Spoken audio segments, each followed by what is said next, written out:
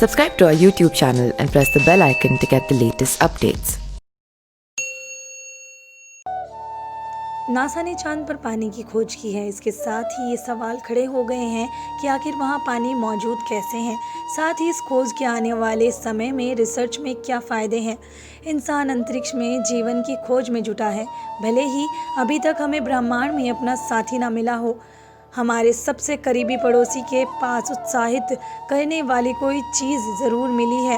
America की space agency यानी NASA के सोफिया ने पुष्टि की है कि पहली बार सूरज की रोशनी में चांद पर पानी की खोज की गई। इस खोज के साथ ही इशारा मिला है कि चांद की सतह पर पानी सिर्फ ठंडे में ही नहीं, हर जगह मौजूद है। जानते हैं कि ये खोज क्यों अहम है और भविष्य में इससे क्या फायदा होगा। चांद पर क्या मिला। सोफिया ने कैलकुलस क्लेवियस क्रेटर पर पानी के मॉलिक्यूल्स की खोज की है। धरती से दिखने वाला सबसे बड़ा क्रेटर है जो दक्षिणी गोलार्ध पर है। इससे पहले चांद की सतह पर हाइड्रोजन का एक फॉर्म मिला था, लेकिन वैज्ञानिक पानी और उसके जैसे हाइड्रोक्सिल में फर्क नहीं कर पा रहे हैं। यहाँ से मिले डेटा में पानी की मात्रा 100 से 412 पार्ट्स पर मिलियन था। चांद की 1 क्यूबिक मीटर मिट्टी में पानी की एक बोतल के 28 ग्राम के बराबर है। नासा हेडक्वार्टर्स के साइंस मिशन डायरेक्टरेट के एस्ट्रोफिजिक्स डिवीज़न के डायरेक्टर पॉल हर्ट्ज ने कहा, हमें संकेत मिले हैं कि H2O जैसा हमें पता है वह चांद के सूरज से रोशन होने वाले हिस्से में है। अब हमें पता है कि यह वहाँ मौजूद है। कैसे की गई खोज। सोफिया को जो नतीजे मिले हैं वह सालों की रिसर्च के आधार पर किए गए हैं। 1969 में अपोलो एस्ट्रोनॉट्स जब पहली बार चांद से वापस आए थे, तब माना जा रहा था कि ये पूरी तरह से सूखा है। नासा के lunar crater observation and sensing satellite जैसे दूसरे ऑर्बिटल और इम्पैक्टर मिशन की मदद से 20 साल में ये पाया गया कि चांद के ध्रुवों पर बर्फ है।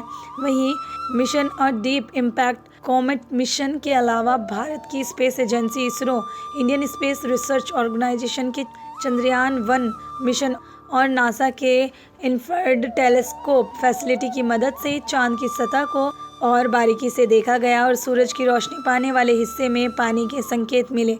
हालांकि यह नहीं पता लगाया जा सका कि यह H2O था या OH। सोफिया की मदद से चांद पर देखने तरीका मिला।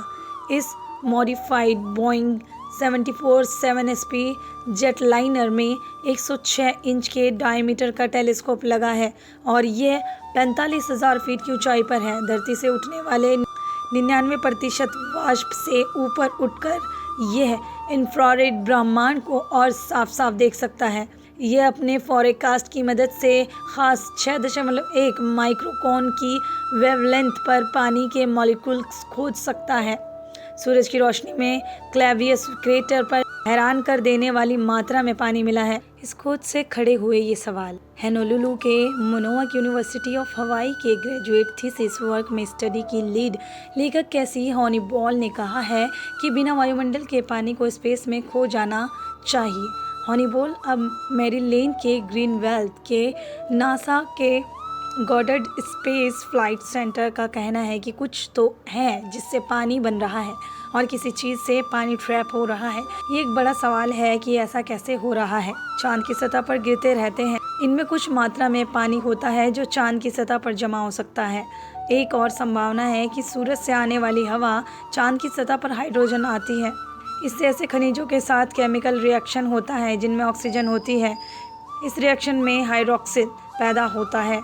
वहीं माइक्रोमीटीराइट्स के साथ होने वाले रेडिएशन से हाइड्रोक्सिल पानी में बदलता है। सवाल यही नहीं है, यह भी है कि पानी यहाँ स्टोर कैसे होता है।